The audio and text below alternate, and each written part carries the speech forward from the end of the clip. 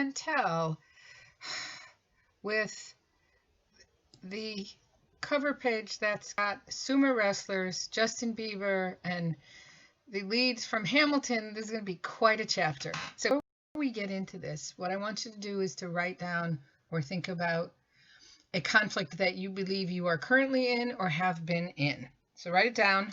Then you're going to pause for a second, and then we're going to take a look at what conflict actually is. Section 1. What is conflict? So Wilmot and Hacker come up with this definition is conflict is an expressed struggle between at least two interdependent parties who perceive incompatible goals, scarce resources, and interference from the other party in achieving their goals. So an expressed struggle means you can't just be silently mad at someone and expect that they're going to pick up on your thought waves. In fact, if you look at the, what's it called?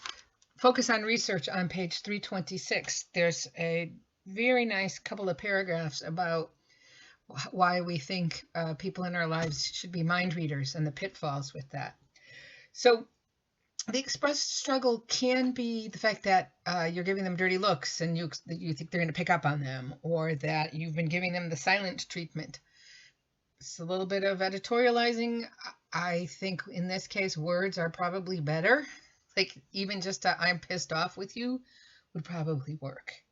Okay. Has to be perceived that people have to be interdependent. I'm jumping around a little bit. You are, you're back in the day, Christmas time, you're going to the mall, it's very crowded, you see a parking spot and you're rushing to get to it and someone else is rushing to get to it. Is that a conflict? I would say not really, because I would say that the two of you are not interdependent. You don't really depend on this other person. Okay. Perceived incompatible goals. The problem is the problem with this is you think that if the other person gets what they want, you cannot get what you want. And I think what's important here is the word perceived. And this is at the root of a lot of conflict. So my kids are little, and my daughter comes and she complains that she's trying to do her homework in the living room and she can't do her homework because my son is playing a video game.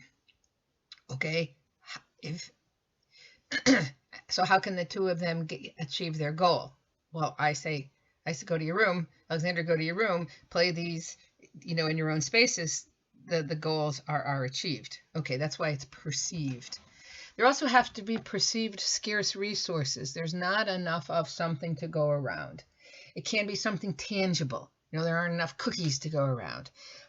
It could be something like time.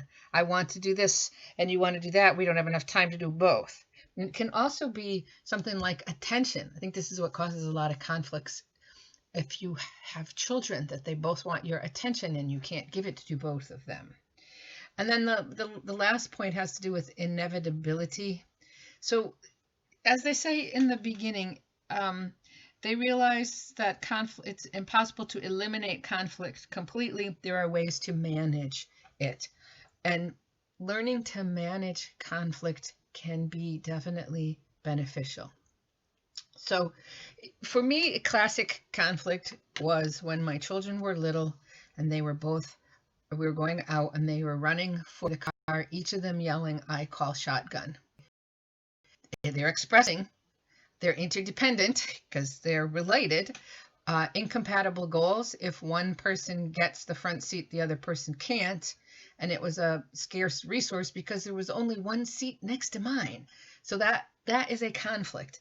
It doesn't have to be fist fight. It doesn't have to be that you're angry about something. So what I want you to do is to take a look at that conflict that you wrote down in the beginning and see, is it really a conflict? Is it expressed?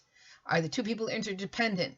Do you perceive that if you get what you want, they won't get what they want? And it's because you also perceive that there are scarce resources. So I want you to do that. And then I have to somehow get out of here. Technology. All right, let me get out of here and get out of here.